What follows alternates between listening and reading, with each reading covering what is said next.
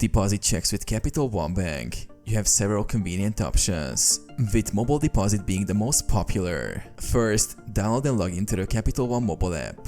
From the home screen, tap Deposit, then select the account you want to deposit into. Next, endorse the back of your check by signing your name and writing "For mobile deposit at Capital One Bank only" below your signature. Take clear photos of both the front and back of the check using the app's camera feature.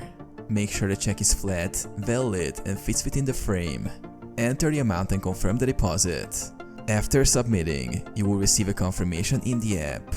It's recommended to keep the physical check for at least 5 business days in case of issues. Most checks are processed quickly, with funds often available within 1 to 2 business days. Alternatively, you can deposit checks at any Capital One branch or ATM that accepts deposits. Simply insert your check and follow on-screen instructions.